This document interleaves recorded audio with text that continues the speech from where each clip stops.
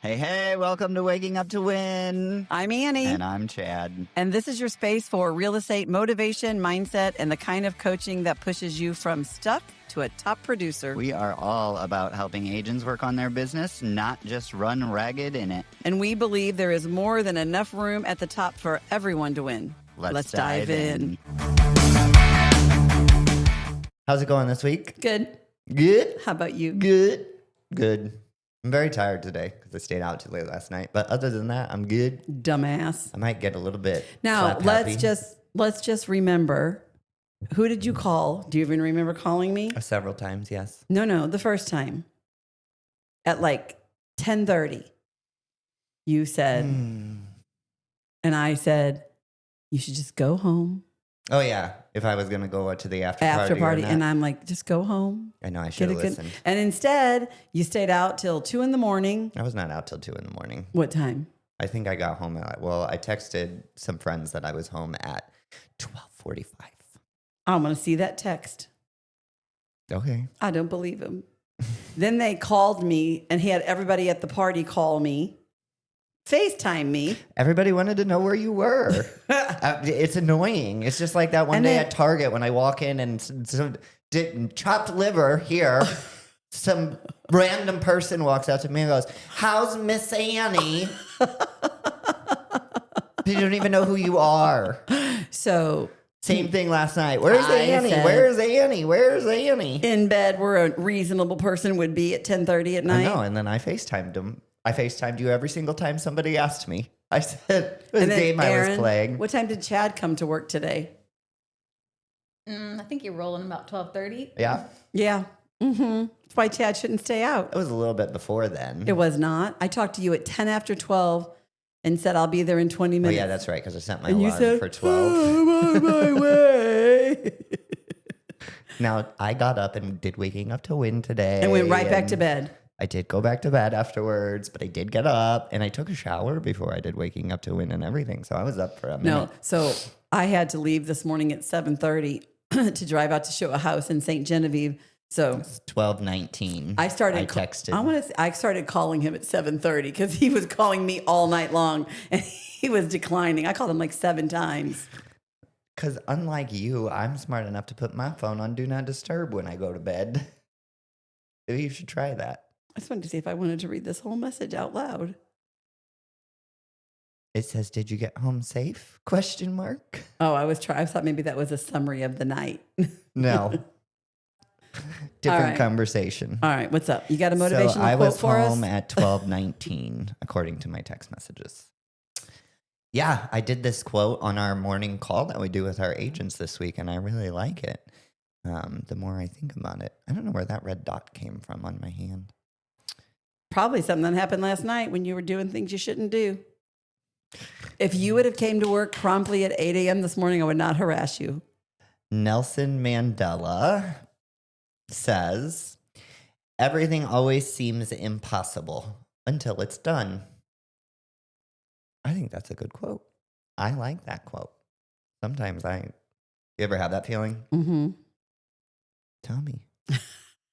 When did you have that feeling? Like, do you ever just have that feeling? Like, it makes me think back through like the times where I stop and I go, holy crap, like I did, like you have that feeling like, oh, wow, I did that. Like, never in a million years would I have thought myself capable of doing that. And there it was. Yeah. And like, so anyways. Even simple things. Yes. Like cleaning out the garage. Right. Because when you're in the middle of it, you're thinking, I'm never doing it. It's true. I'm never getting it done. Mm-hmm. This is impossible. I'm possible. Do you ever think it's possible to go to an event and then when the event is over, go home? Because I feel like for you, that's impossible. No, I've done it before. I don't think you have. I have done it before. Now, I do enjoy a good after party. Not going to lie. It's a fun time. Aaron's after partied with me. You're too old. You can no longer hang. No, I can't. When you can't get up the next morning and be productive, it's time to go to bed. I don't know how some of those people that I was hanging out with. No, because they're not. No. There are several of them that are somewhat older than you. I don't know how they do it. Somewhat older. What the hell does that mean? It means they're above mid-50s. Okay. Somewhat older than Well, you. they also might have not partaken as much as you did. I don't think that was it. All right. So what happened this week? Lots of things, probably. I got certified by Buffini and Company to deliver the 100 Days to Greatness program. So it's a coaching program that is for anybody, realtors, and you go through classes. So it's 14 weeks long. There's a class every week, and then there's a one-on-one check-in accountability meeting every week that goes with it, and it's just a step-by-step program to increase your sales as a real estate agent. So they very heavily lean into the referral Which is business. So exciting for me because that's how we've built our business and that's how we coach already. So Right. I'm going to do that certification in December. So I was wondering if you thought it was good. Yeah, I'm super excited about the program. I think it's going to be great. We're going to do one in the office in January, and now any realtor can join the program too. It doesn't have to just be people from our office. So, but I thought it was my understanding after doing the first training was it is going. I mean, you could still do it directly with Buffini. sure. But if you do it with Realty One Group, we now have a partnership with them. It's going to be a little bit steered towards all of the other things that we're partnered with of tools that they can use that already exist for correct. Realty One Group agent. Yeah, but if you're a non-Realty One Group agent, it's just a CRM, and that's And so yeah, it's you not can like get you those couldn't yourself. get the tools yourself. And actually, Buffini provides a lot of the tools as far as that goes, regardless of whether you're Okay. Realty One Group or not. When you sign up for a Buffini coaching program, you get the toolkit that goes with that program. So there's an entire toolkit that gets mailed out to the agents that comes with a lot of the like marketing materials and stuff you need to kick off that referral business. And your 100 Days to Greatness, you go through and it's setting up that business and learning how to ask for referrals and learning how to have a conversation and mold a conversation towards sale, all of those types of things. So yes, with Realty One Group has partnered with Buffini to be able to deliver the program in person, because 100 Days to Greatness, if you went directly through Buffini, is a virtual. Yeah. And so Realty One Group has a certification called One Coaching certification, and then they have a One Mentor certification too. And I am a One University coach, which is just a certified coach through Realty One Group. I just did that. Yeah, and you are too. Or you will be shortly if you're not already. And so then because we are certified coaches, we have access to the 100 Days to Greatness within the Realty One Group. I'm so excited network. to see it because it is what we already teach. Yeah. And I am already a big fan of if you do the things, you will have the business. Mm-hmm. It's hard to do the things. So I'm excited to see how he presents it. Maybe it's a little bit different. Maybe there's some tweaks to what we do, but I understand that the 100 days, you have to do it in 100 days. You can't make it take 6 months, but Correct. you do 100 days. And I know there's no monetary guarantee, but they say agents who do it and you actually do all the things they say, you will get 6 sales, 6 to 7 transactions in that 100 days. Yes. So an agent that is established that goes through 100 Days to Greatness will typically generate an additional 6 or 7 transactions. That stat is a little bit different if you're new. Oh, okay. So, yeah, for new agents because that it's have referral never based, closed, yeah, correct. For new agents that have never closed a transaction, they say 3. Okay. Still great in your first 100. If you did it for your first 100 days, that would be a great start to your real estate career. Months. And so to have 2 pending and 1 closed is what they say by the 100 days. Yeah. So because it took me 4 months to close my first transaction when I first got licensed. So it would have been great to have that. Yeah. So I'm excited. I'm excited for 2026. I am too. And then we still have Rev Up obviously in the office also. Actually, that's going to go virtual at the beginning of the year, which is exciting to me. I don't know whether everybody's excited about it or not, but so the training program for new agents that join, like the Realty One Group training program, is going to go virtual and be taught by corporate, which I'm excited about because I'm a fan of systematic teaching. So having corporate teach that program it's gonna get taught the same way. And I know who's teaching it, and they're very good. They got a lot of experience, stuff like that. Well, and I think it's great for our mentors because then they can go through that training, and then the mentor can spend that hour that they spend with them that week. Right. With the homework, with Correct. what they told you to do when you left, because sometimes that's the missing piece. Which is it's 100% the missing. Yes, and I agree with you, and I'm super excited about that because of that. Like, it is the mentor's job is not necessarily to teach, and I think that the real estate industry in general mixes those terms around a lot, right? Like, so in our view, or like in our seat, you have the agent, and then you have a mentor. You have a coach, and you have a trainer, right? And sometimes you could have all of those. I think everybody, well, you should have all three of those. If you don't have all three of those, then you need to look for a brokerage that provides those opportunities. Now, some brokerages will provide that, like mentors and coaches are the same person, or maybe even the trainer or whatever, but they really do all three different jobs. So our mentors here are literally just mentors. They're not coaches. They're not trainers. We teach the classes that we want to teach and deliver the information. And then our mentors are just guides, to your point. So allowing corporate to teach that is definitely, we have a person in the office that teaches it now. But do you think that the 100 Days to Greatness has a really good accountability piece in it too? Yeah. Because that's where most people fail. Yeah, it's group accountability too, which I think will be beneficial. So, the 100 Days to Greatness is a series of 14 classes. We don't teach the certified mentors don't teach the classes. Brian Buffini teaches the classes. It's 14 weeks, 100 days. Now I got to do the math. It's close. 98. Yeah. So Brian Buffini teaches the classes every week, and then we have a weekly meeting as a group because we start. So this is done as a group. So you're saying Brian Buffini himself? Are you just saying one of his? They're recorded. Okay. Oh, okay. Yeah. So, and then they have handouts and packets and stuff like that. But so the classes are done recordings. You watch them, you listen to them. That's the training. That's the information. Can you do it anywhere, or do you come in and do it together? Group decision. Doesn't matter. Doesn't Okay. matter. Yeah. Group decision. Is there statistically one is better than the other? I don't know that. They didn't say that. Yeah, they didn't say that. But yeah, so there's that. And then we have a one-on-one, or not a one-on-one. We have a group meeting every week. Everybody who's going through it. Everybody who's in the 100 Days program. We have a group meeting every week, and that's where the accountability comes in. The entire meeting is just accountability. So track your numbers, you report your numbers with the group, share your numbers with the group. Okay, that's that awesome. kind of thing. And then, that's it.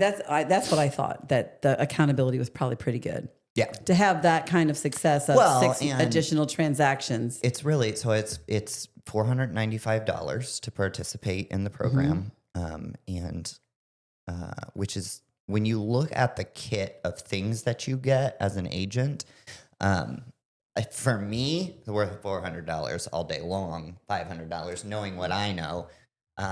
Now, for a new person, that's going to be hard to swallow. I don't know. Expensive. Yeah. But you get, if somebody you get would all have the tracking sheets, you get all the pop buys, they give you the note cards that you're going to use. So you get a lot of value for $500. If I came on, especially as a full-time agent, and somebody said, if you do this 14-week program, we're going to coach you, give you all the information, you go out and do it. We're, almost guaranteeing you 3 transactions. I would have paid way more than $500 for that. Yeah. Because I learned it the hard way. Yeah. So. Well, and we already have also, this is for, like, to your point, I think more for a full-time agent than a part-time agent. Because we still have Rev Up, which... And Level Up. This program is going to be 100 days literally on networking, like SOI, working your database, how to do that, those types of things. So Rev Up is still going to be necessary, even though this 100 days is like the one class in Rev Up. Get it. So yeah, it's a really deep dive. So I don't know that I would personally put a brand new person in the program right off the bat, I think they should go through Rev Up first, just because it gets their feet underneath of them. And we're going to go through it, so we'll know. yeah. Yay. I'm excited. We'll see. All right. I know. So that was pretty much it. I did that this week. And then, I don't know, we didn't have much going on. It's a holiday, so things are slowing down a little bit, I think. Mm-hmm. Yeah. So, no fun stories. What is going on in real estate? Shutdown chipping away at confidence in housing market. Disruptions to federal loan and flood insurance programs are impacting transactions, agents report, while consumers say they are holding off on major purchases. Yeah, Shutdown's over. It wasn't. I mean, as of last week, yes, it is over. But I do think that it caused some problems Sure, along and there the will way be some, because, right. like, we had one. I think that we had to move because people don't realize, like, FHA, and it's not even just FHA, but like VA, FHA, USDA loans, conventional loans are insured by Fannie and Freddie. So, like, and Fannie and Freddie don't really sign off on anything. But FHA, VA, and USDA loans, they have to be signed off before they're funded by the government. Well, and if if there's one person in there, and if you're an employee backlog, and you're not getting a paycheck and you're in the middle of buying a house, you're not buying a house. It's like being on strike. Yeah. Yeah. I learned that the hard way. So I'm glad that's over. Yeah. Personally. But yeah, it definitely caused some ripples, although I don't think anybody died. Have you had any clients like mention it to you, like in conversation about selling or buying, like, oh, No. I'm going to wait for the shutdown to be over? Or... No. Yeah, me neither. Damn politicians messing with our lives. They're so annoying. For nothing. They are. It's obnoxious. Whatever. I don't even want to talk about it. Move on. Moving All right. on. Buyers agents asking for higher fees than they were 3 years ago. Yes. There's a surprise. I think if you go back 3 years on our old podcast, our old podcast, our other podcast, Real Chat, which is still out there if you want to listen to it, by the way. Shameless plug. I think I said that was going to happen when we first delved into the whole lawsuit thing. Yeah, because everybody said, oh, we're going to, make less. Right. The agents are going to make less in commission compression, and which is all happening. But that's because of the market. But buyers agents, 100% making more than they used to. Uh-huh. And they should be. I always thought that was stupid. You and I don't had know. conversations about that long ago whenever we would do I guess it split depends on the commission. agent. I don't know. I mean, I don't know that. Yeah, I would blanketly say that they should be, but Well, a good buyer's agent should have been making more than they were. That's the problem. making more than they were or making more than the listing agent? Making more than they were. Yeah. I don't know that I agree with that, but I do find now that they are asking for more. They're asking the seller to pay more, but I find that the sellers are saying, no, thank you. And it's not killing any deal anywhere on any day. And the buyers are bringing money to the table They're right. too. That's right. They're, at least for us, I think there's probably a lot of real estate agents out there that'll still back their commission down to whatever the seller's paying. And they can, and you're which more is- than welcome. yeah. Right. But, I don't know why you would do that personally. I think that whether you agreed with the lawsuit or not, I think where we're at right now is good. Yeah. So, But yeah, I'm not surprised that buyer's agents are Yep. getting paid more. it's no That's what longer. happens when you let people set their own prices. I was going to say it's no longer. Yeah. Never mind. I'm not even going to say it. Not that we're admitting any guilt on behalf of the National That's what Association the little of voice Realtors in my head or just said. Don't anything. say it. We were just pawns playing along in the game. It's not like we decided. But you did have listing agents saying, Oh, 100%. I'm going to get 3.5% and we're going to give you 2.5%. Right. And why? There was no why. I'm Right. dumb. So it's good. It's I'm good. glad it's over I am personally. too. It's so much easier to have the I think, and I think the agents struggle less with having the conversation when it's hard to explain to your client that you're charging them X, but really only half of it's No. yours, or like that's just doesn't. What did come up for us this week was this is the problem when you have real estate agents who don't do this full time or they don't do this often or they jump in and they jump out. if you haven't done a lot since that since that transition. Like we still had somebody this week asking that question before they sent in an offer. So it's like, why are you asking me that? Send me your offer. That's between you and your buyer. Your offer is between you and your buyer. Dumb. So. People are dumb. Some people are dumb. Well, they just didn't stay educated because they weren't working in the business. Yeah. Ignorant would be the word for that, not dumb. They just didn't get the information yet. What else? What's going on with NAR? I saw something about that this week. Yeah, I was surprised. Is that not in your headlines? Mm-mm. I can't believe I haven't been asked about it yet, if I'm being honest with you. None of the agents have asked or anything. And the headlines are so misleading. Yeah, she's going to Google that.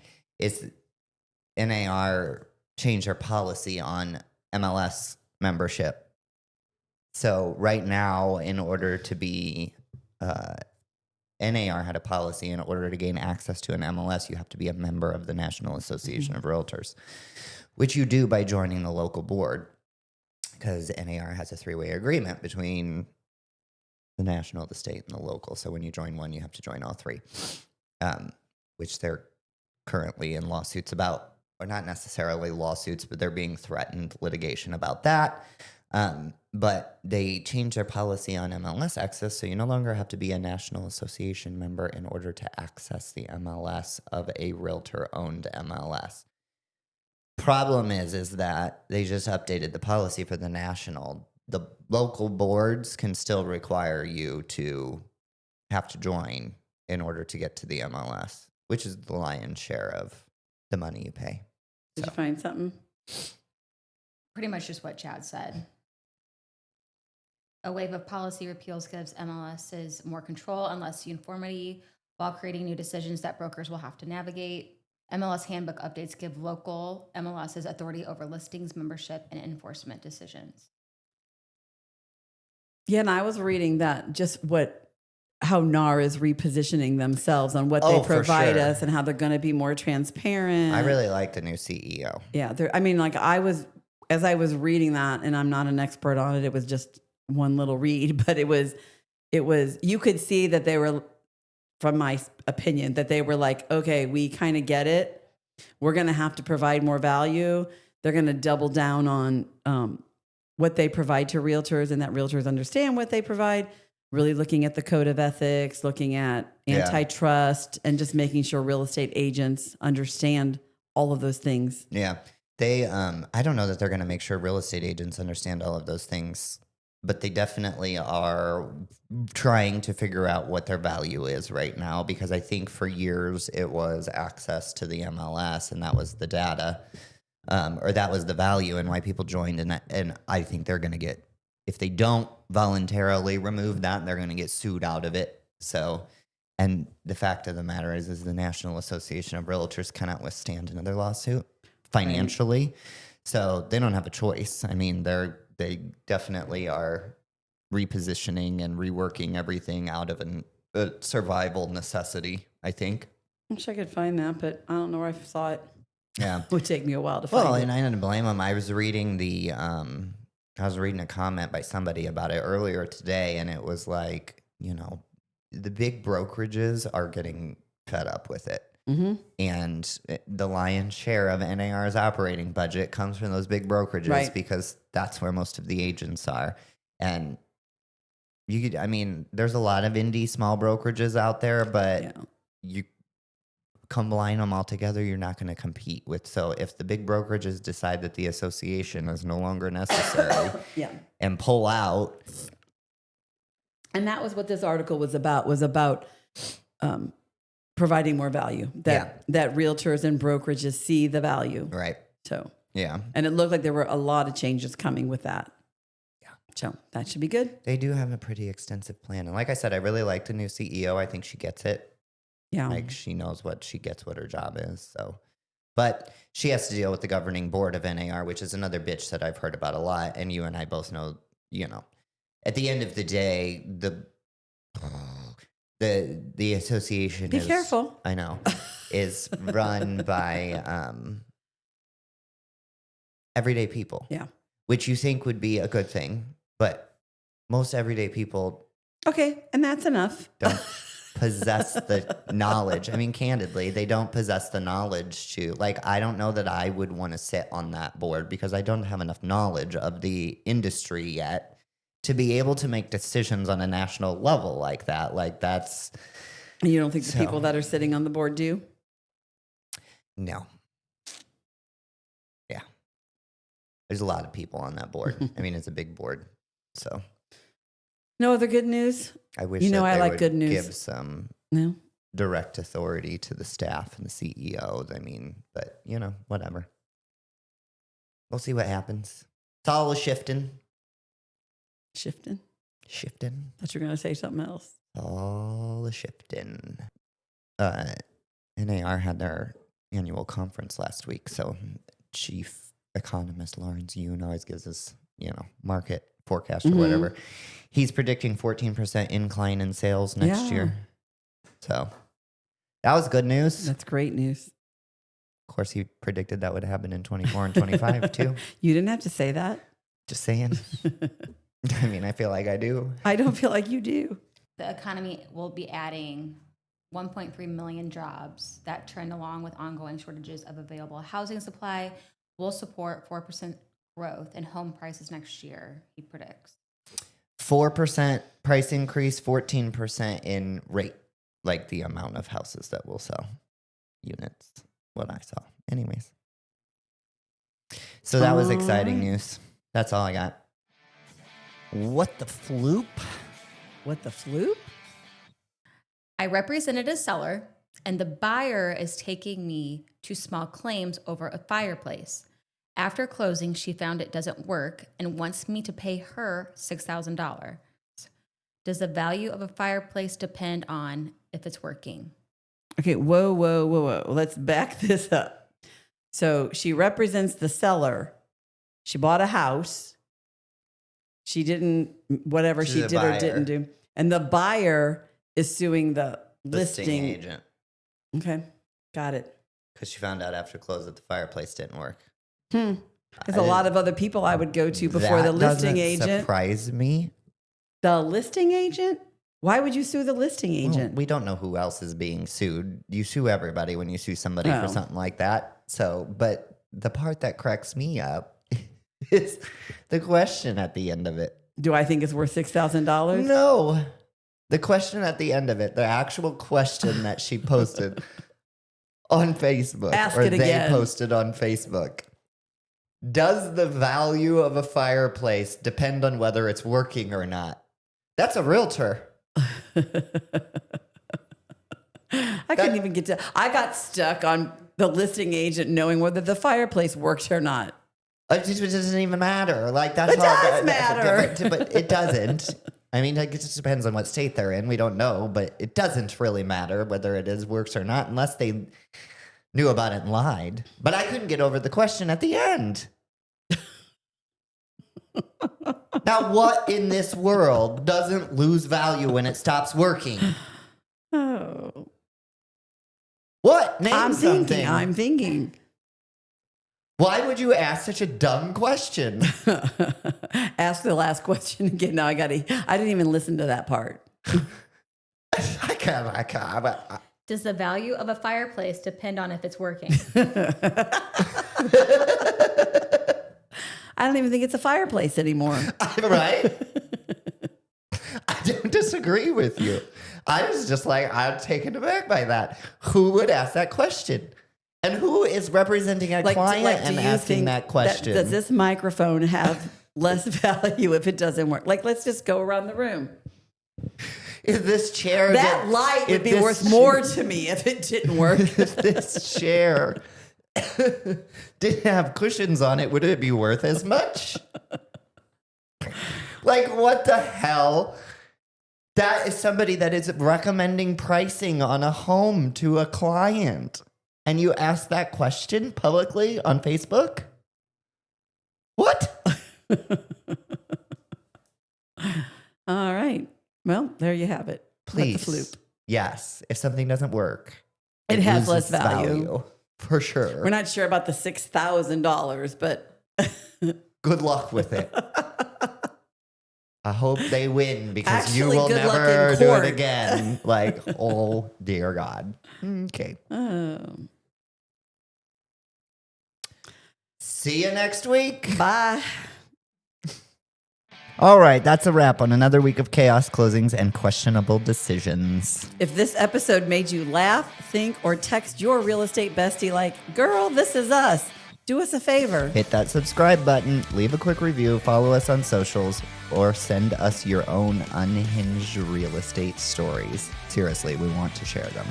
And hey, don't just survive this week. Get out there and build your business. You've got everything it takes. We'll be back next week with more chaos and more clarity. Until then, Keep waking up to win.